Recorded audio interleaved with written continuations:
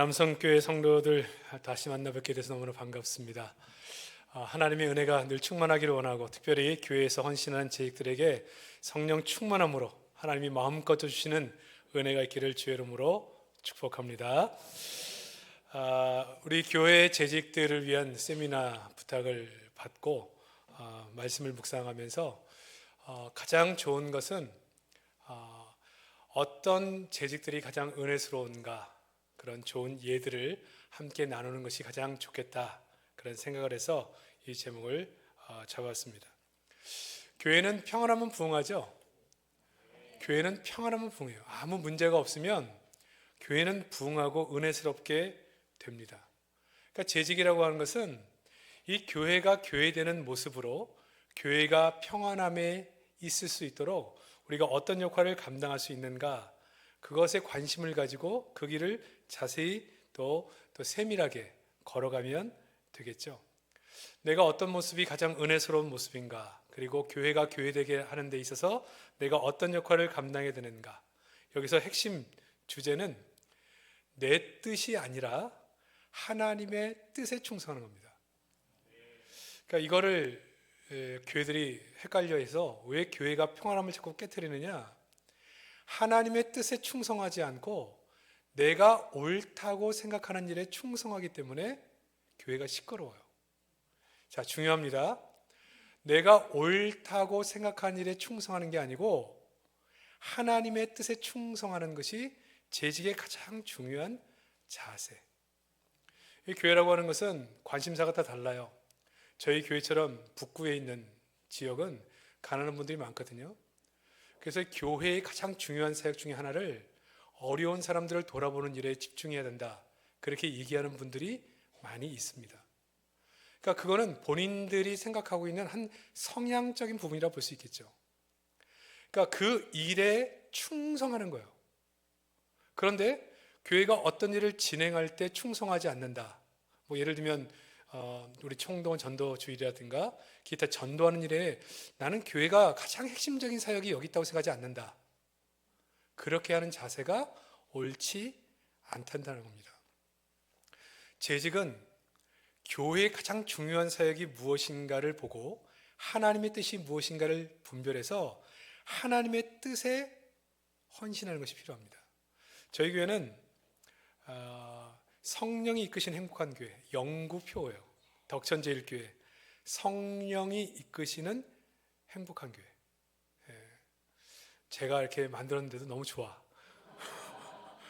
성령이 이끄시는 것도 너무 좋은데 행복한 교회 너무너무 좋고, 이름이 왜 중요하냐면요, 그렇게 되기 때문에 그렇습니다. 정말 행복한 교회로 변화돼요. 성령이 이끄시기 때문에 저희 교회는 무엇을 지향하느냐, 사람이 주인 되지 않는 교회를 지향합니다. 공로 있는 영향력 있는 사람들이 목소리를 내지 않습니다. 왜요? 성령이 이끄는 교회거든요. 사람이 이끄는 교회가 아니에요. 저희 교회도 50년 전에 개척에 온 생명과 재산을 다 들여 개척하신 영향력 있는 개척 멤버들이 계십니다. 그러나 그분들은 자신의 삶을 다 드렸지만, 자신의 재산을 다 드렸습니다. 집까지 다 드렸습니다. 그럼에도 불구하고 목소리를 내지 않습니다. 왜요? 교회는 성령이 이끄는 곳이지 사람이 이끄는 곳이 아니다. 영향력을 행사하려고 하지 않기 때문에 사람을 따르는 사람들이 없습니다. 왜요? 사람이 주인 행세하지 않으니까. 내가 이만큼 영향력 있고 내 말이면 안 되는 일이 없다고 생각하는 사람이 없고, 그렇게 힘을 쓰는 사람이 없기 때문에 사람 주변에 사람이 모이지를 않는 거예요. 사람과 함께 동력해서 그 사람과 무리를 짓는 일들이 없습니다. 숫자로 힘을 가지려고 하지 않습니다. 이유가 뭐라고요? 성령이 이끄는, 우리는 내가 옳다고 생각하는 일에 헌신하는 것이 아니고 성령이 이끄시는 일, 하나님의 뜻에 헌신하기 때문에 사람이 영향력을 가지려고 애쓰지 않고, 그런 영향력 있는 사람을 따라다니지 않고, 그렇게 숫자로 그런 영향력을 행사하려고 하지도 않는다. 제가 지난번에 설교할 때도 말씀드렸지만 교회 안에 영향력 있는 원로 장로님 한 분이 계셨잖아요. 그랬잖아요. 근데 서로 양쪽에 갈등이 생기니까 내 편 들어달라, 내 편 들어달라 서로 싸울 때 교회 어른들이 중심을 딱 잡고 너희 편도 아니고 너희 편도 아니고 오직 성령이 이끄시는 것이 하나님의 뜻. 그래서 그 원로 장로님은 무릎 꿇어 기도하시다가 기도하는 자세 그대로 소천하시다 그랬잖아요. 그 장로님이 한 분의 모범 때문에 교회가 하나 되고 젊은 많은 지식들이 장로님이 기도하던 그 자리를 우리가 지키게 해서 교회가 그날 갈등이 있었던 그때로부터 그분이 기도하며 순교하신 그 이후로 교회가 2배로 부흥하는 역사를 가져오게 됩니다. 하나님의 뜻에 충성하는 거예요. 하나님의 뜻. 사람이 주인되지 않습니다. 하나님의 뜻에 충성하기 때문에 재정이 주인되지 않습니다. 재정이 있으면 할 수 있고 재정이 없으면 안 한다. 이건 재정이 주인된 교회예요. 하나님의 방법도 아니에요. 이 일이 하나님이 하실 일인가? 하나님이 지금 하기를 원하신 일인가? 그게 중요하지. 재정이 있으면 할 수 있고 재정이 없으면 못한다. 이것도 저희는 그렇게 하지 않습니다. 왜? 성령이 이끄시는 교회이기 때문에. 저희는 그래서 작년인가요? 해운대 집회 할 때 뭐 저희 교회도 아주 큰 교회는 아니지만 이 집회가 하나님의 뜻인가? 이렇게 10만 명 이상이 모여서 기도하는 것이 정말 하나님이 기뻐하시는 일인가? 거기에 그렇다라고 믿으면 저희는 계산하지 않습니다. 합시다. 헌신합시다. 정말 이웃을 돌아보는 일이 저희는 이제 그 북구에서 기독교연합회에서 늘 성탄 추리 했거든요. 그 교회들이 많은 헌금을 해가지고 했는데 제가 회장을 하면서 이렇게 보여주기식 행사하지 말고 정말 대신 주님을 보여주는 것은 어둠 속에 있는 소외된 우리 따뜻한 마음으로 함께하는 것이다. 그래서 뭘 했냐면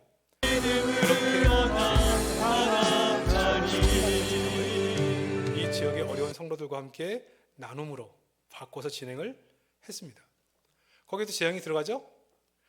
재정이 교회에 있느냐 없느냐가 중요한 게 아니고 지금 2025년 겨울에 이 지역에 사는 어려운 성도들과 함께 주민들과 함께 우리의 삶을 나누는 것이 하나님이 기뻐하시는 일이냐?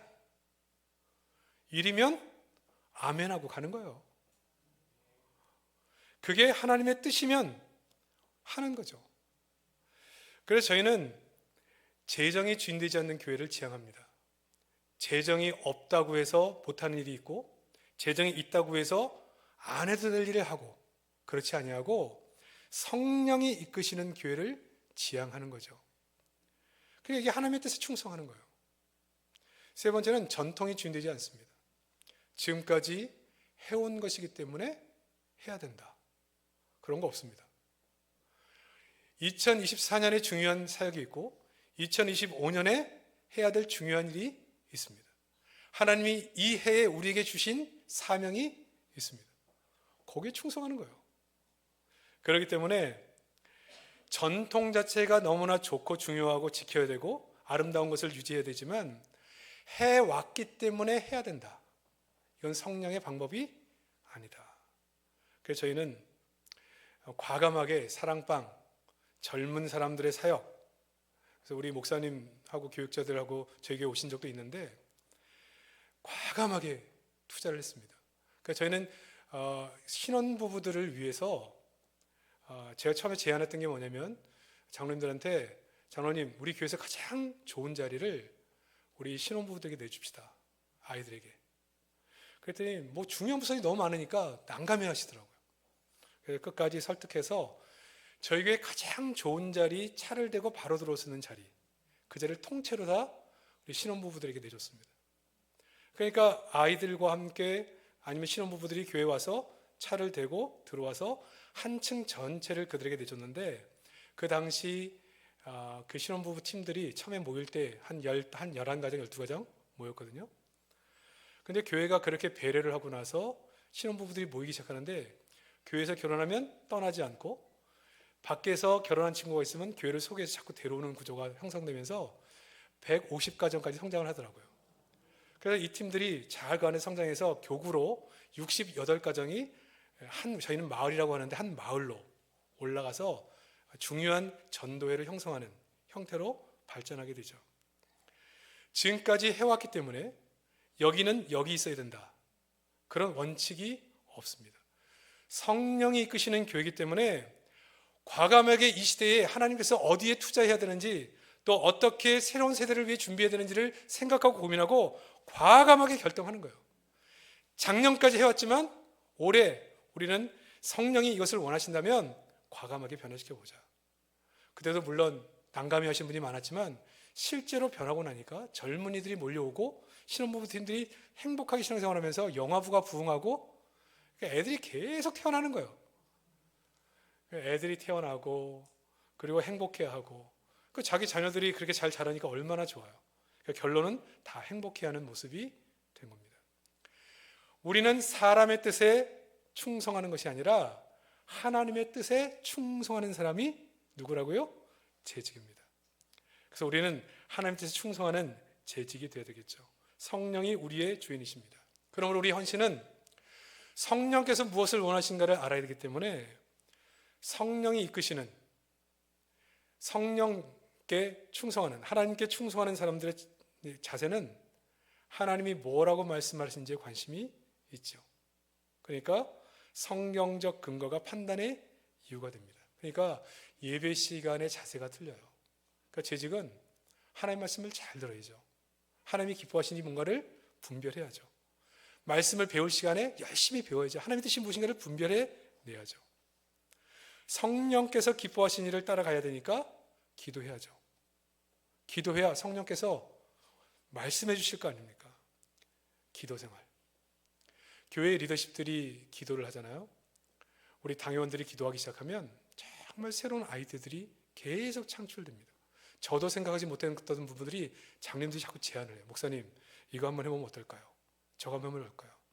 제가 올해 안식년으로 4개월을 쉬었는데 장님들이 끊임없이 모이셔서 기도하시고 계속 아이디어를 내시는 거예요. 계속 제가 외국에 있는데도 연락이 계속 오시는 거예요. 목사님, 이거 한번 해보시면 어떨까요? 저거 한번 해보시면 어떨까요? 그러니까 제가 없어도 교회가 잘 돌아가요. 장로님들이 얼마나 열심히 하시는지. 기도하시니까 계속 새로운 영감들을 목회자뿐만 아니라 장로님들에게도 주시고 안수 집사님과 권사회에서도 새로운 아이들이 계속 올라와요. 그러니까 말씀에 관심이죠. 그리고 기도하는 일에 관심이 있어요. 왜? 우리는 사람에 충성하지 않고 돈에 충성하지 않고 전통에 충성하는 것이 아니라 하나님의 뜻에 충성하기에, 하나님의 뜻이 무엇인가를 분별한 일에 우리 마음을 드리는 겁니다. 하나님의 뜻에 충성하기 때문에 우리는 늘 동기를 물어요. 내가 이 일을 하려는 이유가 뭐냐? 하나님께 영광이냐? 사람을 사랑하려는 것이 동기냐? 그러니까 이 두 가지만 물어도 굉장히 많은 일을 정리할 수 있습니다. 부서 간에 어떤 갈등이 있거나 생각이 다를 때 정말 하나님을 더 사랑하게 되는 일이냐, 이 길이. 이 일이 정말 사람을 더 사랑하게 하는 일이냐, 그 두 가지만 물어봐도 웬만한 건 다 해결됩니다. 하나님을 더 사랑하게 되고 사람을 사랑하게 되는 동기로 하는 거라면 오케이. 여기에 관심이 있죠. 그러면 재직은 자기의 뜻에 충성하지 않고 하나님의 뜻에 충성하는데 하나님이 성경에 말한 분명한 뜻이 뭐냐, 그걸 요약해보면 한 5가지 정도 나오잖아요. 그 5가지 제가 간단하게 말씀드리면 첫 번째 예배입니다. 예배. 그러니까 교회에 충성하는 사람들은, 하나님께 충성하는 사람들은 예배에 충성해요. 왜? 하나님의 뜻이니까. 두 번째는 성도의 교제예요. 그 교제가 뭐냐? 서로 격려하는 거예요. 이런 교회는 이 격려하는 문화가 있어요. 재직은 뭐 하는 사람이냐면요, 사람을 만나서 취업, 사람을 자꾸 격려하는, 이거 잘 못해서 거꾸로 하면 어떻게 하느냐, 자꾸 모이면 다른 사람들 얘기 비난하고 정죄하고. 재직은 분명한 하나님의 뜻이 뭐냐, 성도를 살려내는 취업을 하는 거예요. 사람을 북돋고 동기부여하고 살려내고, 이게 하나님의 뜻이거든요. 그럼 재직 정도 되면 어떻게 되느냐, 뭐 부서를 갔는데 뭐 사람들과 얘기하는데 자꾸 딴 사람 막 이상한 얘기 한다. 그러면 그러시면 안 된다, 이렇게 얘기할 정도가 돼야 됩니다. 우리 교회에서는 그러시면 안 됩니다.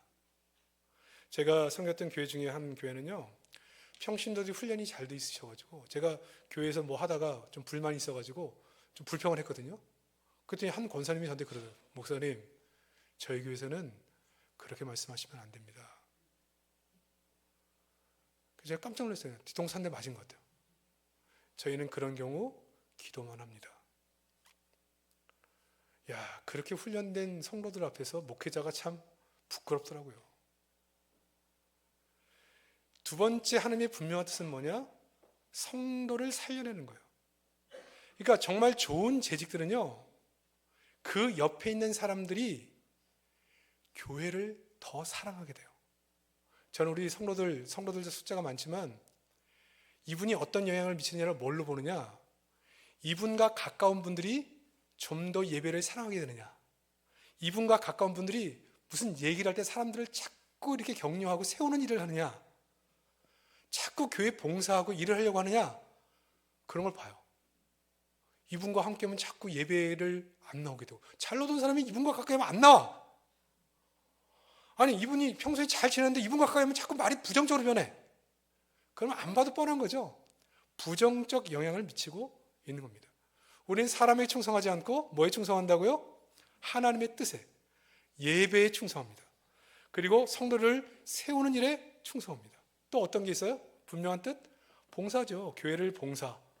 여러 가지 맡겨진 사명을 따라 봉사하는 것이 하나님의 뜻입니다. 그래서 우리 재직들은 봉사하는 거예요. 각 부서에 들어서 열심히 봉사. 또 하나님의 뜻이 뭘까요? 성장을 위해 배우는 거예요. 열심히 배워서 자꾸 성장하려고 하는 것. 이게 분명한 하나님의 뜻. 그리고 또 중요한 뜻이 뭐예요? 선교와 전도예요. 복음 전하는 것. 그럼 재직으로서 내가 교회 앞에 충성한다고 할 때 우린 사람에게 충성하지 않기 때문에 오직 하나님의 뜻에 충성하기 때문에 이 5가지 부분에 대해서 영역에 대해서 열매가 있어야 되는 겁니다. 재직이라고 하면 예배에 충성해야지. 재직이라고 한다면 성도를 격려하는 일에 충성해야지.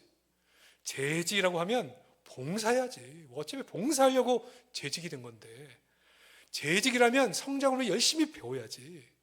재직이라면 적어도 전도하고 선교해야지. 이렇게 마음이 모여서 우리는 하나님의 뜻인 이 5가지에 집중적으로 헌신을 하는 거예요. 그런데 이 하나님의 분명한 뜻 가운데 하나님이 쓰시는 게 뭐냐?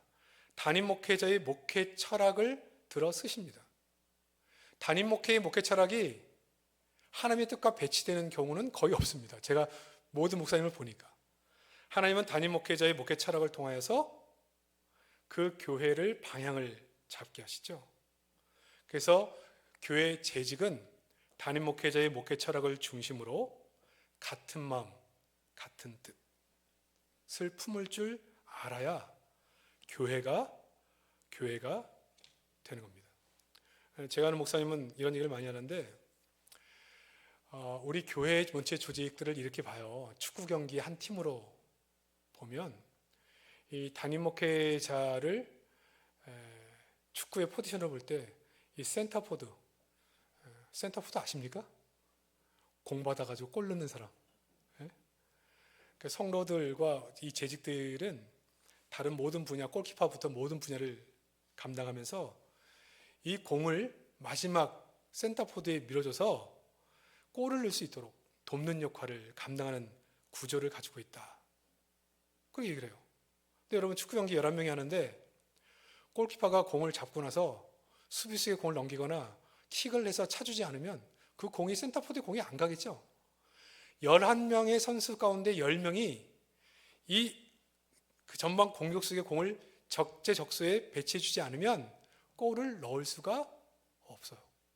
공도 안 주고, 그리고 조직적으로 공격을 뒷받침해주지 않고 왜 골 못 넣느냐, 그렇게 말할 수 없는 것이죠. 그러므로 담임 목회자의 목회 철학을 중심으로 해서 교회가 하나가 되어야 되고, 때로 생각할 때 목사님의 목회 철학이 내가 이해가 되지 않는다, 그럼 물어야 돼요.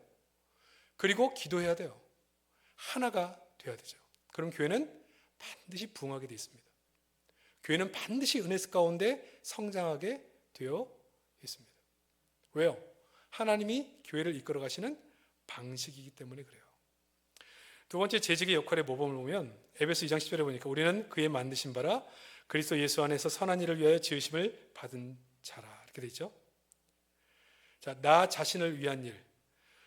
예수 안에서 선한 일이 뭐냐? 이 5가지 교회 목적에 다 들어 있습니다. 나 자신을 위한 일. 교회는 성도가 한 사람이 교회 안에 들어와서 예수를 만남으로 하나님의 사람으로 변화되는 것을 목적으로 합니다. 그러니까 우리 모두가 다 작은 예수가 되는 거예요. 그러니까 우리의 신앙의 목표는 뭐냐? 성도들이 나를 볼 때 내 안에 누구를 볼 수 있어야 돼요? 예수님이 보여야 돼요. 권사님을 뵈면 꼭 예수님 뵙는 것 같아요. 장로님을 뵈면 예수님 뵙는 것 같아요. 이렇게 되면 정상적으로 신앙생활 하는 겁니다. 재직을 보면 예수님의 모습이 안 보이고 자꾸 이렇게 이상한 모습이 보인다. 뿔 달린 뭐가 보인다. 그러면 안 돼요. 우리의 모습은 하나님의 형상. 그러니까 여러분 우리 재직들은요. 신앙생활을 하면 할수록 그 신앙인격이 더 고상해져서 얼굴을 뵈면 주님의 얼굴이 뵙는 것 같은 그런 모습이 있어야 됩니다. 저는 우리 남성교회가 담임 목사님을 뵈도 주님을 뵙는 것 같고 장로님을 뵈도 주님 뵙는 것 같고 그냥 얼굴만 봐도 은혜가 되는 목소리만 들어도 주님 뵙는 것 같은 느낌. 저도 이렇게 목회하면서 성도들 가운데 그런 분들이 있거든요. 그냥 얼굴만 봐도 은혜가 되는 이게 우리가 신앙생활을 제대로 하고 있는 모습이에요. 저는 이러한 은혜가 우리 모두에게 있기를 주의 이름으로 축복합니다. 그러니까 하나님의 관계 속에서 아까도 얘기했지만 하나님의 중요한 뜻이 뭐예요? 예배, 기도, 봉사 이런 게 다 포함되어 있어요. 그러니까 어떤 기관에서 봉사를 하던 주의 일에 몸된 일에 그 몸을 세우는 일을 감당하고 있고 예배에 충성합니다. 그러니까 재직은 예배의 모범이 되어야 돼요. 참석할 뿐 아니라 예배드리는 자세가 보기만 해도 은혜가 되어야 돼요. 예배만 시작하면 기도하셔야 됩니다. 왜? 재직의 역할은 내가 예배자가 되는 것부터 시작하는데 내가 예배자가 되지 못하고 누군가 나를 보고 실족한다. 그럼 그거 기도해야 됩니다. 아예 목사님 얼마나 피곤한지 아니 졸기하는 사람이 더 문제 아닙니까? 이렇게 얘기하는 분도 있더라고요. 그러나 예배 자꾸 습관적으로 졸고 예배를 그렇게 드리게 된다면 그걸 가볍게 생각하시면 안 돼요. 예배자로. 그러니까 저희 교회 한 권사님은 지금 이제 은퇴하셔서 80이 다 되시는데 항상 이렇게 백팩 메고 오세요. 예배 들어올 때 그냥 안 들어오고 막 뛰어들어와요. 찬송할 때도 얼마나 어린아이처럼 찬송하시는지 모르는데 말씀들이 아멘 아멘 하면서 아직도 메모하면서 들으시는데 많은 성도들이 뭐라고 하느냐, 그 권사님을 뒤에서 뒤통수만 봐도 은혜가 된대요. 그 청년들이 뭐라고 하냐면 저는 장래에 저 권사님처럼 늙어서 우리 교회에서 청년을 만나 결혼하고 저 권사님처럼 권사가 되고 싶다. 이런 청년들이 있습니다.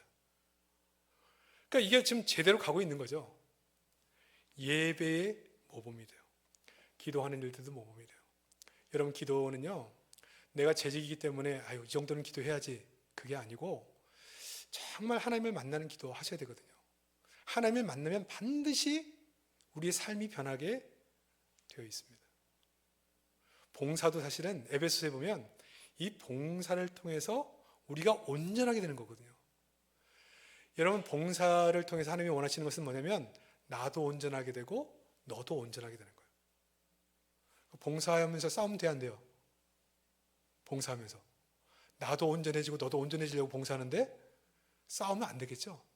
그래서 봉사하면서 참는 법을 배우고 양보하는 법을 배우고, 그래서 세월이 지나면 지날수록 얼굴만 봐도 은혜가 되고 목소리만 들어도 은혜가 되는 그런 모습으로 살아가는 겁니다. 기도하는 생활을 통해서 마찬가지죠. 재직은 그리스도의 몸을 세우는 일을 하기 때문에 교회의 필요에 반응하는 사람이에요. 예배를 드리는데 안내가 부족하다. 왜 교회가 안내도 안 하냐? 그게 아니라 나라도 이런 일에 봉사를 해야 되겠구나. 차량, 주차 관리, 음향, 성가대, 찬양, 식당. 요즘은 식당에서 일하는 것도 별로 안 좋아하는 시대인데 그리스도의 몸을 세우기 위해서 교회의 필요 부분을 누가 반응함으로 일을 감당해야 되느냐? 재직이 이 일을 하는 거예요. 교회는 왜 이 부분이 약하냐 말하지 말고 관심 있는 사람들이 자원함으로 이곳에 들어가서 저는 주차해서 성도들이 편하게 주차하고 예배 드릴 수 있도록 돕겠습니다. 제 식당에서 섬기겠습니다. 섬기는 거예요. 근데 이 봉사를 열심히 하면 점점 교회를 더 사랑하게 되거든요. 여러분 교회를 초창기 때부터 다니면서 이 남성 교회를 건축해 보신 분들은 기억하시겠지만 내가 헌금해서 벽돌 한 장 한 장을 쌓아 보신 분들은 교회를 바라보는 눈이 남다릅니다. 교회를 볼 때마다 정이 가고 정말 기쁘고 감사하고 우리가 교회를 사랑함으로 섬기면 섬길수록 교회를 더 사랑하게 되는 거죠. 그래서 어떤 부분에서 들어가서 섬겨야 돼요. 섬겨야 돼요. 봉사, 그래서 몸을 세우는 역할을 감당해야 되겠죠. 기도, 여러분 너무 잘 아시기 때문에 여러분 공예배 기도할 때 우리 권사님이든 안수집사님이건 장로님이건 3분 쪽이 딱 좋습니다. 3분 써서 기도하는 게 좋습니다. 가능하면 이 정치적 성향을 너무나 뚜렷하게 띈 설교 별로 좋지 않죠. 저희는 모든 모임의 기도입니다. 당회 모임은 기도부터 합니다. 제가 지난번에도 말씀드렸지만 우리 장로님들은 모이시면 성도들의 기도 제목들을 빽빽하게 A4 용지 앞뒤로 적은 것을 가지고 모이셔서 선임 장로님이 기도인들을 하셔서 전체 통성기도 하시고 그 다음에 당회 모임을 하십니다. 밖에서 성도들이 들으면 우리 교회는 될 수밖에 없다. 장로님들이 성도들에서 기도하는데 당회 끝나면 빨리 끝내놓고 성도들 가운데 병원에 입원하신 분들 그리고 어려움을 당하신 분들을 조를 짜서 나눠서 돌아보십니다. 그러니까 은혜를 받겠어요, 못 받겠어요? 장로님들을 볼 때 은혜를 받고 감사하죠. 안수집사님들 마찬가지입니다. 모일 때 기도합니다. 교회 일을 논의하기 전에 늘 기도해요. 권사님들 마찬가지예요. 기도를 충분히 하지 않고 회의하는 것을 원치 않습니다. 저희에게는 기도 지원팀이라는 게 있습니다. 예배에 저희는 1, 2, 3, 4부 예배 주 예배를 드리는데 모든 예배에 그 예배를 위해서 아주 간절히 기도하는 팀들이 있어요. 이렇게 예배를 드리면 이 시간에 아래서 막 기도. 저도 이제 몸이 안 좋아 작년에도 몸이 좀 안 좋은 적이 있었는데 몸이 안 좋아 설교를 못할 정도 몸 컨디션 때가 있는데 이상의 강단에만 올라오면 힘이 나요. 그 기도팀. 저희는 그 코로나 기간에도 기도 지원팀들이 있습니다. 100명 단위로 묶여있는 이 기도팀들이 성도가 기도 제목을 딱 올리면 동시다발적으로 기도합니다. 단톡방에 들어있기 때문에 이렇게 기도 제목이 있습니다 얘기하면 거기에 단톡으로 딱 올라와요. 설거지 중이지만 지금 기도 시작합니다. 어디 운전하고 가고 있지만 차를 멈춰 세워놓고 어디서 기도 시작합니다. 성도들이요 자기의 모든 일상을 멈추고 기도를 시작하는 그 문자를 받고 그 자체로 위로를 받아요. 근데 실제로 성도들이 이렇게 기도하니까요 응답이 되잖아요. 이분이 응답 감사합니다 해주셔서 응답됐습니다. 그러면 폭죽 터지고 막 서로 감사하고 박수치고 난리가 나요. 코로나 때 교회가 폐쇄되고 서로 모이지 못할 때도 얼마나 성도들이 우리가 한 공동체로서 살아가는지를 그렇게 감사했는지 모릅니다. 기도 모임이죠. 재직이 다 이 일에 헌신을 하는 겁니다. 그러니까 재직에 대한 감사가 있겠죠. 말씀을 들을 때 마찬가지죠. 하나님 뜻에 우리는 충성하기 때문에 가능하면 앞자리에서 말씀을 요약하며 그 말씀을 적용하고 사랑방에서 이 말씀을 나누기 때문에 사랑방에 열심히 가서 말씀을 나누면서 하나님의 뜻이 무엇인가를 분별하는 일에 헌신하죠. 전도? 하나님의 뜻이잖아요. 그러니까 전도하는 일에 헌신하는 거예요. 우리는 사랑방 전도 축제라는 걸 합니다. 봄에. 하는 거예요. 저희는 소그룹 전도를 하거든요. 저희 교회 전도를 잠깐 소개하면 저희는 개인이 전도해서 교회 데려와서 등록시키는 게 아니고 저희 교회의 전도는 좋은 이웃이 되는 게 전도입니다. 그러니까 저희는 모토가 3가지입니다. 가서 인사 잘합시다. 동네 가서. 아파트든 주택이든 안녕하세요 인사. 만나는 사람들에게 다 웃읍시다. 그냥 웃어요. 그리고 먹을 게 생기면 나눕시다. 나눠져요. 이게 우린 전도예요. 그러니까 전도하실 수 있는 분 손 들어보세요. 이게 손 안 들더라고. 근데 이 세 가지 할 수 있는 분 손 들어보세요. 손 다 들더라고요. 우리의 전도는 좋은 이웃이 되는 겁니다. 세 가지 선포하고 열심히. 그러니까 저도 가서 했어요. 만나는 사람마다 인사해요. 생글생글 웃으면서 안녕하세요, 안녕하세요. 그러니까 제가 가서 인사를 열심히 하니까 사람들이 다 이상해 봐요. 특히 여자분도 이상하게 말하래. 그래도 열심히 인사하는 거예요. 먹을 거 생기면 대접하는 거예요. 그래서 우리는 소그룹으로 다 그 마을과 아파트에 살기 때문에 그분들을 가정으로 초청해서 차도 한잔 대접하고 같이 먹을 걸 나누면서 삶에 대한 얘기를 이렇게 나눕니다. 그리고 그들과 관련된 사람들이 교회 다니는 사람인 걸 알고 나서 교회를 나오고 싶어 할 때 그들의 마음이 준비될 때 그분을 교회로 모시고 나오는 거예요. 근데 이런 구조가 저희 교회 모든 소그룹 안에 있는데 이렇게 걸쳐 있는 지역 주민들이 얼마나 되냐? 약 2,500명 됩니다. 그러니까 이분들 가운데 마음이 열려서 교회를 오시는 분들이 1년 12달 끊임없이 들어오는 거예요. 그러니까 전도가 어떤 축제 때 누굴 초청합시다. 그렇게 오는 분들도 있습니다. 그렇지만 끊임없는 관계를 통해서 좋은 이웃들 때문에 기쁜 마음으로 그렇게 만나 들어온 사람들이 훨씬 많고요. 아까 얘기했던 것처럼 저희 교회에서는 3청년을 부르는데 신혼부부 팀들, 그 팀들은 거의 80%가 이렇게 들어온 사람들입니다. 이렇게 들어오죠. 여기에 헌신하는 거예요. 그러니까 여러분, 이게 뭐 전도는 은사 있는 사람 그런 게 아니라 우리는 하나님의 뜻에 헌신하기 때문에 이 전도, 선교, 하나님의 뜻이다. 그건 충성하는 거예요. 저희가 해운대 집회할 때 재정이 제가 운영위원장 하면서 처음에 20억을 예상했는데 30억이 들어왔어요, 돈이. 그래서 뭐 저희가 이제 지금 주관하는 교회이기 때문에 저희도 교회도 헌금을 많이 해야 되는데 일반 교회가 뭐 하면서 수천만 원씩 헌금하기 쉽지 않거든요. 그런데 우리는 재정으로 일하지 않는다 그랬죠. 하나님이 기뻐하시는 일입니까? 아멘. 그러면 하는 겁니다. 그러니까 여러분, 저는 저희 교회도 헌금 작정 같은 게 없거든요. 여러분 마음속에 감동 주시면, 그리고 여러분이 감동을 받았는데 돈이 없는 분들은 돈이 생기면 하시면 됩니다. 그런데 이분들이 돈이 생기고 나서 헌금을 하시는데 다 끝나고 하시다, 끝나고. 그래도 다 헌금에 참여를 해 주셨어요. 선교든 전도든 어떤 일이든 거기에 헌신하는 거예요. 마음을 갖는 거예요. 제가 아는 한 분은 자기는 유치원 사업을 하는데 한 유치원을 개원할 때마다 한 분의 선교사님을 파송하겠습니다. 그 약속을 끝까지 지킨 거예요. 근데 그 유치원이요, 애들이 주로 하는데 가면 갈수록 더 잘 돼. 유치원 하나를 개원할 때마다 한 선교사를 파송하는 거예요. 한 선교사 파송하려면 한 140, 150만 원 매월 드려야 되거든요. 끊임없이 새로운 유치원을 하나 더 열면 한 선교사를 파송하고. 왜? 하나님의 뜻이니까. 난 이런 방식으로 일에 헌신하겠다. 그래서 모든 성도들은 내 뜻이 아니라 하나님의 뜻에 저희들은 충성해 간다. 그래서 여러분, 뭐 헌금 생활이든 마찬가지입니다. 여러분, 이 헌금 문제는 좀 조심스럽긴 하지만 저는 교회의 리더십의 헌금의 자세는 어떤 자세를 갖느냐? 저는 책임을 지는 사람이라고 보거든요. 책임을 지는 자. 헌금은 교회가 헌금이 남아서 재정이 있어서 어떤 일을 하는 게 아니고 하나님의 뜻에 일을 해야 되는데 부족하면 하나님의 감동을 받은 사람들이 함께 하는 거예요. 모질란 부분이 있으면 함께 채워가는 거죠. 하나님이 기뻐하시는 일이 있으면 그 일을 위해서 함께 동참하는 거예요.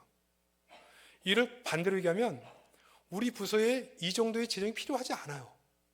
그러면 그 재정을 남겨서 교회로 넣어야 돼요. 근데 일반 교회들은 어떻게 하느냐? 남으면 연말에 파티예요. 가서 다 사 먹어요. 하나님의 뜻에 충성하는 겁니까? 재정에 충성하는 겁니까? 재정으로 움직이는 교회가 돼서는 안 돼요. 이게 정말 하나님이 기뻐하시는 일이냐? 모질라면 메꾸는 거고 남으면 교회에 넣는 거예요. 하나님의 뜻에 충성하는 사람들이니까. 근데 재정에 충성하는 사람들은 어떻게 되냐? 재정이 모질라면 더 타려고 애를 쓰다가 안 되면 안 해요, 일을. 그리고 남으면 파티예요. 난 그래서 마지막에 처음에 놀랐어요. 왜 이걸 다 먹는 데 다 써지지? 수많은 영혼들 살리는 재정이 너무 많은데. 근데 재정으로 일하는 교회의 특징은 재정이 남으면 주의 뜻, 재정이 모자라면 안 해요. 주의 뜻이 아닌 겁니다. 그럼 재정이 이끄는 교회가 되는 거죠. 우리가 정해진 11조나 감사나 이런 일을 하지만 특별히 교회가 어떤 일을 하는 데 있어서 선교사가 와서 어떤 얘기를 할 때 국가적으로 무슨 문제가 발생했을 때 정말 이게 이 시대의 하나님의 뜻인가? 그걸 리더들이 고민하고 정말 우리 교회가 이 일을 해야 되겠습니다 라고 하면 그건 우리의 마음속에 그 문제에 대해 헌신하여 그 일을 진행하게 되는 거죠. 이게 하나님의 방식이고 하나님의 뜻에 충성하는 모습입니다. 제가 앞에서 얘기한 것처럼 정말 전도가 하나님의 뜻이라면 좋은 이웃이 되자. 충성해야죠. 웃어야죠. 대접해야 돼요. 제가 부산에 와서 전 서울 사람이거든요. 부산에 와서 아파트에 들어와서 첫 주에 그 떡을 다 돌렸어요. 제가 덕천제일교회 새롭게 부임한 임대 목사입니다. 좋은 이웃이 되기를 원합니다. 그리고 아파트 만날 때마다 안녕하세요 하세요. 생생을 웃었어요. 그랬더니 성도들이 다 알아 나를. 교회에서 뭐가 먹을 게 생기면 올 때 경비실 자꾸 뭘 주거든요. 과일이든 뭐든 뭐 가져오면서 좀 드실래요? 너무너무 좋아요. 제가 금요기도 끝나고 늦게 들어가잖아요. 그럼 먼저 나와 있어요. 제가 끝나고 들어오는 시간에. 항상 제가 내릴 때 손을 봐요. 뭐가 있나. 목사님 제가 차 대릴 테니까 들어가시라고. 차 댈 때 막 밤에 없잖아요. 그러니까 이분들에게 어느 날 우리 너무 수고 많으시는데 저희 집에 오셔서 차 한잔 하실래요? 그럼 너무너무 좋아하세요. 차 한잔 마시면서 이 얘기 저 얘기 하다 보면 저도 한번 교회 가보면 안 될까요? 그러니까 이 일에 충성하는 거예요. 좋은 이웃이 되는 거예요, 그냥. 그러니까 우리 모든 성도들이 잘 웃고 대접 잘하고 인사 잘하고 그 좋은 이웃이 돼요. 저희 교회는 어떤 일들을 하냐면 제가 일을 해서 많은 데 강의를 했더니 그 일을 실천하는 교회들이 있는데 저희는 택시데이라는 날이 있습니다. 전 성도가 자가용 가져오지 않는 날 다 택시 타고 와요. 택시 타고 올 때 저희가 얘기하죠. 가장 행복하고 얼굴만 봐도 은혜가 되는 모습으로 택시기사를 맞이하고 내릴 때는 거스름돈 받지 말고 팁으로 다 드리고 내려라. 갈 때는 어디 가자고요? 덕천 제일교회. 야, 택시기사들 소문 금방 납니다. 그냥 이 지역에 좋은 교회 있나요? 아, 덕천 제일교회. 그 교회 대듭시다. 다 그냥 택시기사들 전도 다 해줘요. 그래서 우리가 전도할 때 어디서 어떻게 오시게 됐습니까? 저희 교회 택시기사가 가보라 그래서 왔습니다. 제가 1년에 한 번씩 이렇게 계속 돌렸는데요. 수많은 성도들이 택시를 타고 오면서 사랑으로 섬긴 거예요. 뭐 하나 초콜릿도 하나 주시고 과자도 하나 주시고 사탕도 하나 주시고 내릴 때 팁으로 드리고 교회 소문이 나기 시작하는데 이걸 왜 하느냐? 하나님의 뜻이기 때문에 하는 거예요. 안수 집사님은 좋은 이웃이 되라고 하니까 목욕탕 가면서 좋은 목사님이 인사 잘하라고 했지. 목욕탕 들어가면서 인사하다. 안녕하세요. 여러분 남자 목욕탕 가시면 입구에 뭐가 있는지 혹시 아세요? 제일 처음에 만나는 거. 보통 일반적으로 목욕들을 안 하시나? 사우나나 목욕탕 가시면 남자들은 입구에 대체로 많이 이 구두 닦는 분이 계세요. 구두 닦는 분이. 갈 때도 안녕하십니까. 들어가니까 카운터가 있어요. 안녕하세요. 좀 들어가면 세신하려고 기다리는 그 세시사가 있거든요. 안녕하세요. 목욕하러 와서 이렇게 인사하는 분이 있어요, 없어요? 특별해요. 인사를 목사님이 좋은 이슈 돼서 대접할 게 있으면 대접하라 그랬는데 연말이 돼서 뭘 대접할까? 그래가지고 엽서 하나 써가지고 그들에게 보내면서 거기다 뭐라고 썼느냐? 1년 동안 이곳에서 목욕을 잘할 수 있게 돼서 너무 감사합니다. 2만 원씩 넣어서 세 분에게 드린 거예요. 이분들이 감동을 받았어요. 세 분이 모였어. 야, 도대체 누구냐? 근데 생각하는 사람이 누구냐? 생글생글 웃으며 인사하는 그 사람. 그 사람일 거다. 알아보니까 그 사람이 모 교회를 다니는 분이라는 것을 알아냈습니다. 한날 주일날 세 분이 양복을 다 입고 교회로 찾아오셔서 사람들 교육자들이 물어보는 거예요. 이런 인상착의를 가진 사람이 있느냐? 그러다가 마침 그때 그 길을 지나가는 그 집사님을 만난 거예요. 아니, 여기 어떻게 오셨습니까? 아유, 선생님, 저희 같은 사람한테 이렇게 인사하는 건 자기 평생 일을 하면 처음입니다. 감사 인사드리 왔습니다. 누구한테 물어보니까 교회 다니는 사람한테 가장 큰 선물이 뭐냐고 물어보니까 교회가 주는 게 가장 큰 선물이라고 해서 저희가 문 닫고 왔습니다. 세 분이서 그냥 이상가족 상봉한 것처럼 서로 끌어안고 얘기하고, 그분들이 교회 등록했어요. 그리고 목욕탕에다가 주보 갖다 놓고 그분이 막 전도해요. 교회 가보니까 너무 좋더라. 뭐 어디에 충성한다고요? 하나님의 뜻에 충성하는 거예요. 하나님께서 전도와 선교하는 일에 하나님의 뜻이라고 한다면 난 이 일에 헌신한다. 그런데 교회가 목사님의 옥새 철학이 좋은 이웃이 되라 하니 거기에 순종하자. 이 이야기를 듣고 야, 저렇게 한다고 무슨 전도가 되겠냐? 실제로 전도해야지. 우리는 어렵게 전도하는데 뭐 쉽게 전도하려고 그래? 이렇게 생각하는 분도 있을 거예요. 그러나 교회가 전도의 방향을 정하고 갈 때 하나님의 뜻이니까, 복음을 전하는 하나님의 뜻이니까 충성하자. 이런 분들을 통해서 막 역사들이 일어나는 거예요. 이분들이 많은 분들을 전도합니다. 목욕탕을 중심으로 남은 사람들. 여러분, 충성하는 일에 아름다운 열매가 맺혀 가는 거죠. 제가 리더십 그래프를 통해서 설명하고 싶은 게 있었는데 시간이 안 돼서 그냥 넘어갈게요. 재직들이 이 관계 문제를 좀 얘기하고 싶은데요. 신앙은 좋은 관계를 통해서 증명이 돼야 되거든요. 여러분 좋은 관계 잘 하시죠? 사이 좋으시죠? 네. 안 싸우죠? 성도는요 정말 좋은 사람이 돼야 돼요. 우리가 볼 때 착한 사람, 좋은 사람. 이 세상을 두 가지로 나눠서 볼 수 있는 것은, 하나는 힘이 지배하는 세상입니다. 이거는 하나님께서 세상을 만드셨을 때 이 가인 계열의 세상이거든요. 힘이 있는 자가 약한 자를 억누르고 그를 죽임으로 지배하는 세상. 지금 이 세상이 어떤 세상이라고 보세요? 이게 세상 나라의 특징이거든요. 힘이 있는 자가 없는 자를 억누르고 이익을 극대화하는 세상이 세상 나라의 세상이에요. 세상. 하나님 나라의 세상은 어떤 세상이냐? 하나님을 주인으로 모시고 그분의 뜻에 순종하는 세상입니다. 근데 보세요. A라고 하는 사람과 B라고 하는 사람이 내 안에 힘을 서로 쓰면, 이게 둘이 충돌을 하면 거기에 갈등이 생기는 겁니다. 교회 안에서 관계의 갈등이 왜 생기느냐? 서로 힘을 가지려고 하기 때문에 갈등이 생겨요. 야고보 4장 1절에 보면 너희 중에 싸움이 어디서부터 나느냐? 너희 지체 중에서 싸우는 정욕으로부터 나는 것이 아니냐. 싸움이, 갈등이 어디서 시작되느냐? 싸우려는 정욕. 이게 뭐라고요? 힘을 쓰고자 하는 정욕 하는 거예요. 부부끼리 싸우죠. 내가 한번 아내를 잡아보겠다. 내가 남편을 잡아보겠다. 힘을 써요. 근데 그 힘이 뭐라고요? 싸우는 정욕으로서 나는 거예요. 그런데 너희가 욕심을 내어도 얻지 못하고 얻지 못하면 구하지 아니함 때문이다. 그래요. 내가 힘을 갖고자 욕심을 내는데 실제로 그렇게 해봐도 얻고 싶은 것을 얻지 못한다는 겁니다.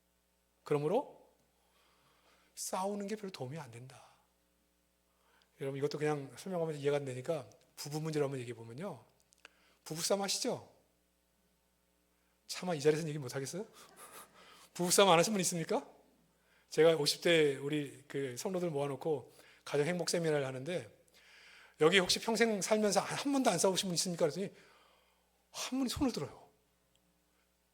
그분은 이제 거의 70 다 되신 분이셨는데, 정말 한 번도 안 싸웠습니까? 그 남자분이 우리 한 번도 안 싸웠다. 끝나고 나서 그 권사님한테 물어봤어요. 한 번도 안 싸웠습니까? 싸울 수가 없었다는 거예요. 그냥 난리를 쳐가지고 자기는 한마디도 못하고, 그래서 싸움이 안 돼서 자기는 참기만 하고 거긴 소리만 지르고, 그래서 본인은 싸운 적이 없다 그렇게 얘기하는데 나는 매일 죽었습니다 이렇게 얘기하더라고요. 그러니까 안 싸우는 부부가 없어요. 근데 보세요. 너희 중에 싸움이 어디서부터 나느냐? 싸우는 정욕부터 난다 그러죠. 근데 욕심을 내서 한번 붙어서 내가 한번 잡아보겠다 싸웠어. 남편이 윽박질러가지고 아내를 눌렀어. 그래서 이겼어. 그래 그때 기분이 좋았어.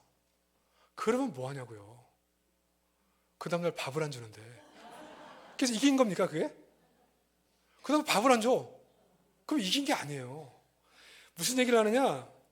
내가 힘을 갖고자 함으로 좀 더 영향력 있는 사람이 되고자 해서 내가 내 힘을 가지고 상대를 누르고 싶어서 눌렀어요. 그런데 정작 얻고 싶은 거는 얻지 못하는 것이 이 싸움의 결과입니다. 그래서 이 성경을 성경적으로 이해하는 사람들은요, 아, 교회는 갈등과 싸움으로 문제를 풀어서 얻을 수 있는 것이 아무것도 없구나. 너희가 얻지 못하면 뭐 하지 않았기 때문에? 구하지 아니함 때문이에요. 구하는 게 뭐예요? 기도하지 않기 때문이라는 거예요. 싸우지 않고 기도해야 문제를 해결할 수 있는데 기도는 안 하고 갈등함으로 싸워서 내가 원하는 것을 얻으려 한다. 여러분, 다시 부부 얘기로 얘기하면, 여러분, 남편, 아내 잔소리에서 바뀝니까? 그래서 바뀌신 분 있으면 저한테 좀 오세요. 제가 좀 강사로 한번 모시겠습니다. 그렇게 해서 절대 안 바뀌어요. 여러분, 교회 잘 들으세요. 저도 목회자지만 목회자에게 잔소리를 해서 목회자 못 바꿉니다. 성도 잔소리해서 못 바꿉니다. 언제 바뀌는 줄 알아요? 감당하지 못하는 사랑을 받을 때 바뀌어요. 제가 이번에 안식년 갔다 왔잖아요. 작년에 몸이 안 좋았는데 장로님들이 저보고 한 6개월간 쉬시라고 하더라고요. 저는 3개월만 쉬려고 그랬어요. 근데 너무 과분한 사랑으로 저에게 얘기를 해주시는데, 그래서 제가 교회 부담이 돼서 4개월만 쉬었는데 4개월 쉬면서 오는 마음이 뭔지 알아요? 내가 정말 죽도록 충성해야지. 내 성도들 정말 생명을 다해서 그들을 돌봐야지. 그런 마음이 뼛속에서부터 올라와요. 왜? 아이, 목사님, 뭐 성도 숫자 많다고 해서 우리 안 돌아보실 겁니까? 좀 자주 만나고 찾아봐 주시고. 잔소리 잘 안 바뀌어요. 근데 사랑으로 바뀌어요. 사랑. 그러니까 제가 그 목회를 깨달으면서 무슨 생각을 하냐, 성도들도 사랑 외에는 바뀔 수 있는 방법이 없어요. 내가 감당치 못하는 사랑을 받을 때 그 문제가 해결됩니다. 그래서 우리는 교회 안의 이 갈등의 문제를 풀어갈 때 절대로 다툼으로 문제 해결 못합니다. 그래서 기도하셔야 돼요. 제가 수영롭게 있을 때 모셨던 정필동 목사님은 여러분이 보시면 뭐 카리스마가 넘치는 목사님으로 보이지만, 저는 그분의 목회가 저렇게 아름답게 끝날 수 있었던 이유 중에 하나는 뭐냐면 사랑의 목회이기 때문에 그래요. 사랑. 교회 개척 초기에 굉장히 힘든 일이 많았어요. 근데 제가 그분 얘기를 들으면서 무슨 생각을 했냐면, 하나님, 그분을 끝까지 사랑할 수 있도록 도와주세요. 사랑하지 못할 거면 목회를 하지 않도록 해주세요. 그렇게 목숨을 걸고 기도하셨대요. 그래서 싸우지 않고 그 문제를 해결하셨고, 그 문제가 해결되고 난 후 전체 당회원들이 목사님, 앞으로 말씀만 하시면 저희가 순종하겠습니다. 그게 수영롭게가 된 거예요. 처음부터 문제가 없었던 게 아니라 사랑으로 이겼어요. 저도 목회하면서 우리 성도들과 제가 함께 기도하는 게 그겁니다. 어려운 문제가 발생하고 갈등이 생기고 힘들 때 재직은 이 집 찾아가서 이것도 힘들고 그 사람 이러고 저러고 그렇게 하는 게 아니고, 다 교회 와서 하나님, 내가 힘든 거 주님 아시죠? 정말 주님께서 우리에게 주시는 은혜 중에 하나가 뭐냐면, 여러분 힘든 거를 주님께 가지고 나오면요, 성령께서 우리를 다 싸매주세요. 김 목사, 내가 네 마음 알아.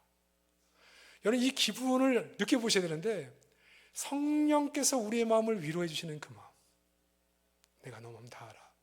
너가 사랑으로 열어보려는 거 다 알아.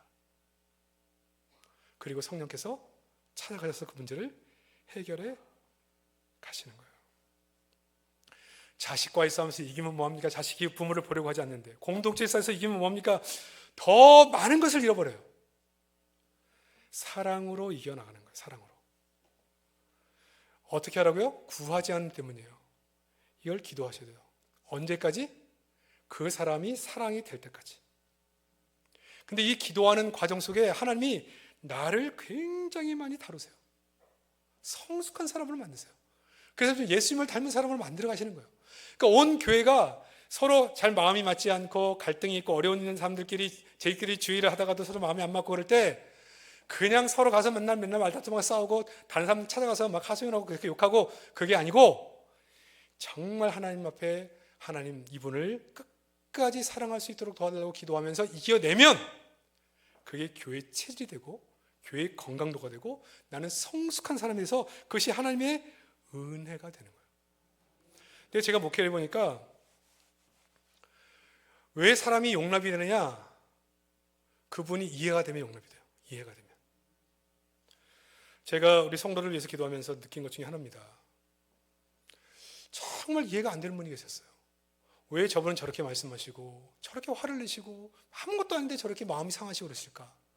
기도하시는 중에 그분이 어떻게 인생을 사셨는지를 하나님께서 깨닫게 하시더라고요. 수많은 상처와 아픔 속에 자랐던 그분을 보면서 제 마음속에 어떤 마음이 드느냐? 야, 이분이 예수 만나서 은혜 받지 않았으면 정말 폐인처럼 살 수 있었는데 은혜 받아 이렇게 사시는 거구나. 뭐가 된 거예요? 이해가 됐어요. 이해가 되면요 그분이 용납이 돼요. 그러니까 이게 어떤 과정을 통해서 이루어지느냐? 그분을 위해서 계속 사랑해 보려고 기도하는 것에서 이루어지는 과정이에요. 이해가 되니까요 내가 그분을 볼 때 눈빛이 달라져요. 그것을 상대가 너무나 잘 알아요. 그래서 관계가 아무 말도 하지 않았는데 회복이 돼요. 내가 그분을 마음으로 용납하는 것을 그분이 아니까 그분은 더 잘해주세요. 그래서 문제가 해결이 되는 거예요. 근데 계속 마음에 들지 않는다고 갈등을 하잖아요. 계속 어려워지는 거예요. 풀려지지가 않아요. 사람의 수성은 내가 힘이 약하면 다른 나와 생각을 동조하는 사람을 만들기 위해서 다른 사람을 찾아가서 자꾸 동의를 구할 수밖에 없어요. 왜? 그게 힘이니까, 숫자가. 근데 성령께 구하고 서로 사랑할 수 있도록 도와달라고 기도하는 과정 속에 하나님께서 성령께서 어떻게 내 마음을 만지시고 상대를 만지시는지를 그대로 보게 되는 거죠. 이럴 때 정말 교회가 은혜스러워지고 교회가 하나가 되어지고 끈끈해집니다. 우리 재직들이 해야 될 중요한 하나님의 일이죠. 또 한 가지 재직은 책임을 지는 사람이에요. 여러분, 지도자는 부하들에게 책임 전가하지 않고 아랫사람에게 책임 전가하지 않고 멤버들에게 책임 전가하지 않습니다. 문제가 생기면 누구 책임이에요? 리더인 나의 책임이에요. 이런 자세가 안 돼 있으면 리더가 돼서는 안 되는 사람이에요. 아니, 리더는 자기 모든 책임인데 우리 구역에서 문제가 생겼는데 우리 구역 식구들과 문제가 많아서 그러면 안 돼요. 문제의 책임을 지는 거예요. 이건 우리의 문제입니다. 교회 안에 어려움이 생기면 교회 리더십들은 이건 누구의 문제? 내 문제예요. 저분의 문제가 아니에요. 내 문제예요. 그러니까 교회가 성숙한 사람들은요, 교회 문제가 생기면 사람을 탓하지 않고 교회 와서 하나님, 나의 죄입니다. 나를 불쌍히 여겨주세요. 내가 더 기도하지 못했고 내가 더 충성하지 못했고 내가 더 은혜 가운데 그분들을 용납하지 못했습니다. 나를 불쌍히 여겨 주옵소서. 그래서 눈물이 마를 날이 없는 거죠. 이렇게 교회 안의 모든 일을 책임지는 사람들을 우리는 교회 리더십이라고 불러요. 교회가 어려울 때 내가 재정적으로 힘이 있어 돕고 싶지만 재정적으로 힘도 없어요. 눈물로 하나님, 이 문제를 하나님의 은혜 가운데 풀어주세요. 기도하는 거죠. 이게 책임지는 리더의 모습이에요. 근데 여러분, 이걸 부정적으로 하면 어떻게 되느냐? 안 되는 일만 자꾸 얘기해요. 그러게 우리 교회가 힘이 없는데 왜 자꾸 이런 무리한 일을 하려고 그래? 그거 누가 하자 그랬어? 이 문제 때문에 자꾸 문제가 더 복잡해져요. 어떻게 한다고요? 이 문제는 나의 문제. 그래서 제가 지난번에 설교에서 얘기했지만 여리고성을 돌 때 사람들이 뭐라고 얘기했다고요? 내 생각, 내 계획, 내 경험은 내려놓고 입을 닫고 여리고성을 하나님의 명령에 따라 돌라. 그 얘기입니다. 하나님께 맡기는 거죠. 그러니까 저는 그렇게 생각합니다. 이런 마음으로 사역을 하다 보면요, 정말 하나님께서 은혜를 베풀어 주세요. 그러니까 저는 이제 제가 목회하면서 이제 잊지 못하는 집사님 중에 한 분이 뭐냐, 저도 이제 목회를 하면서 약함이 있잖아요. 성도를 다 못 들어봐요. 근데 이 성도는 다니면서 성도 각 부서에서 목사님이 우리 부서는 신경을 안 써주신다, 그런 얘기들을 듣는 거예요. 근데 목사님은 거기까지 신경 쓸 여력이 없는 걸 다 알아요. 근데 이분이 저한테 전화가 왔어요. 목사님, 제가 교회 냉장고에 수박 몇 개 사놨는데 그것도 뭐 저를 위해 샀다고 얘기 안 하고 딴 일을 샀는데 그게 안 쓰게 돼서 목사님 그 수박 가지시고 그 어느 부서, 저희 말하면 월요일 날 반찬 전도하는 그분들 한번 찾아가 보시면 어떻겠어요? 이렇게 얘기하시는 거예요. 그래서 아유, 나한테 내가 그분들 안 돌아본다고 뭐라 하나? 근데 순간적으로 성령께서 뭐라고 마음을 주시느냐? 이분이 기도하면서 어떻게 목회자를 도울까 생각하시는구나. 그래서 그 수박을 들고 갔어요. 그분들이 너무너무 기뻐하는 거예요. 너무너무 기뻐요. 아, 이분이 참 마음이 깊으시구나. 정말 교회가 교회되게 하기 위해서 정말 부족한 부분을 리더십을 통해서 세우려고 이렇게 마음 깊은 마음으로 써주셨구나. 어떤 분들은 그렇게 얘기하는 분이 있거든요. 아유, 목사님이 사랑이 없어서 목사님이 다른 일이 바빠가지고 우리는 돌아보지도 않고 우리 부서 신경도 안 쓰시고 막 그렇게 얘기해요. 근데 성숙한 사람들은 어떻게 하느냐? 책임을 보내지는 거예요. 그래서 그 일이 되도록 만드는 거예요. 관계가 안 좋은 사람들에게 찾아가서 집사님, 거기 교회에 뭐가시 하다가 남아가지고 뭘 놔뒀는데 그 집사님 지난번에 얘기할 때 보니까 그 집사님이 무슨 얘기하던데 집사님 보고 싶은 눈치던데 그렇게 얘기해서 그분을 찾아가게 하는 거예요. 그래서 그분의 관계를 풀어줘요. 기가 막히죠. 어떤 사람은 이 사람이 들어가서 말로 사람들을 갈라지게 하고 막 싸우게 하고 분열하게 하고 갈등하게 하는데 어떤 사람은 자꾸 관계를 이어줘요. 목회자와 성도의 관계를 이어줘요. 여러분 한번 해보세요. 목사님이 미처 손이 미치지 않는 영역이 있으면 내가 깊은 생각을 가지고 어떻게 하면 도울 수 있을까 생각하고 도와보세요. 그럼 목사님과 성도 사이가 좋아져요. 그럼 교회가 평화겠죠. 은혜가 되겠죠. 부흥하겠죠. 성도와 성도 사이에 갈라져 있는 곳에 들어가서 어떻게 하면 두 사람을 이어줄까 기도하며 구해보세요. 그러면 하나님이 지혜를 주신 대로 행하는 거예요. 관계를 이어주는 거예요. 그러니까 교회에 이런 균열이 점점 사라지면서 교회가 하나 되어지고 하나가 되니까 힘을 발휘하고 힘을 발휘하니까 큰 일을 해내게 되는 거죠. 이러한 과정들이 재직들이 하는 일입니다. 마지막으로 이 목양사역자들이 하는 일들인데요. 제가 지난번에 잠깐 말씀을 드렸지만 우리가 교사를 하던 구역장을 하던 성도를 돌아보는 사람들은 반드시 하루에 한 번은 그분들의 이름을 불러오며 기도하셔야 됩니다. 이게 왜 중요하냐? 그분의 이름을 불러오며 기도할 때 성령께서 그 이름을 부르는 성도들에게 찾아가십니다. 나는 그분의 형편을 다 모르지만 그 성도의 형편을 성령께서 아셔서 그 영혼과 그 마음을 다 만지셔서 자고 일어났더니 그 마음의 문제가 해결돼요. 그러니까 문제가 터져서 교회 안에 문제가 될 수 있는 일들이 이렇게 기도하는 모양사역들의 튼튼한 배경 때문에 문제가 안 되는 교회가 바로 이 성령이 이끄시는 교회의 모습이에요. 그러니까 교사들이 짱 믿음으로 나오는 우리 아이들 그리고 여러 가지 신앙생활하는 아이들을 위해서 이름을 불러 기도하게 되잖아요. 성령께서 그 아이들을 만지는 역사들을 가지게 되죠. 그러니까 교회가 예방 목회가 되면서 튼튼해지는 거예요. 그러니까 이렇게 문제 앞에서 마귀가 틈탈 틈을 주지 않고 말하지 않고 사랑해 보기 위해 기도하다 보니까 성령께서 각 영혼들을 붙잡으시고 일이 되게 하시고 어떤 일을 하게 될 때는 힘을 모으고 하나가 되게 하고 그리고 여러분 제일 중요한 건 이겁니다. 내가 지금 해야 될 일에 내가 뭐 재정적으로 시간적으로 도움을 못 주면 그냥 그렇게 하겠다는 사람이 있으면 박수만 쳐주면 돼요. 아, 집사님 귀하십니다.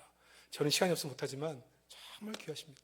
전도하는 사람 있으면 가서 격려해 주세요. 지나가면서 수고한다고 얘기해 주세요. 근데 자기는 안 하면서 못하게 하는 분도 있어요. 네? 이게 꼭 교회에 필요한 일이냐? 왜 이런 데 재정을 낭비하냐? 막 이렇게 하시는 분도 있거든요. 그렇게 하지 말고 내가 못하는 거면 잘하고 있는 사람들이 잘할 수 있도록 박수만 쳐주세요. 박수만 쳐줘도. 그럼 그분들을 통해서 하나님이 또 일하시는 거예요. 교회는 하나님께서 일하십니다. 그러므로 우리 지역들은 하나님의 뜻에 충성하는 과정 속에 하나님이 일하시도록만 잘 맡겨드리면 되는 거죠. 우리 사랑 지역들 뭐 제 말씀을 듣고 또 부담을 갖는 분들도 있을 수 있겠지만 하나님 우리 재직으로 세우신 것은 절대 우연이 아니에요. 그리고 하나님 우리를 세우셔서 우리를 향하신 하나님의 계획이 있습니다. 우리를 하나님의 사람으로 세우고자 하시는 것이고 우리를 통해 우리 교회를 세우고자 함이에요. 문제는 도대체 재직이 누군가? 재직이 뭐 하는 사람인가? 이거를 말씀에서 배우지 않고 선배들을 통해서 배운다는 데 문제가 있어요. 제가 어느 교회 갔더니 우리 중직자는 뭐 하는 겁니까? 물었더니 그분이 농담인지 진담인지 잘 모르겠는데 목사님이 딴짓을 하지 않도록 견제하는 역할을 합니다. 이렇게 얘기하더라고요. 깜짝 놀랐어요. 그걸 누구한테 배웠습니까? 선배님들한테 배웠어요. 선배님들한테 제자훈련 받은 거예요. 제자훈련.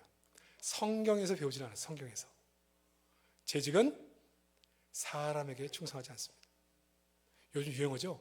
나는 사람에게 충성하지 않습니다. 우리는 누구에 충성해요? 하나님께 충성합니다. 재직은 하나님께 충성합니다.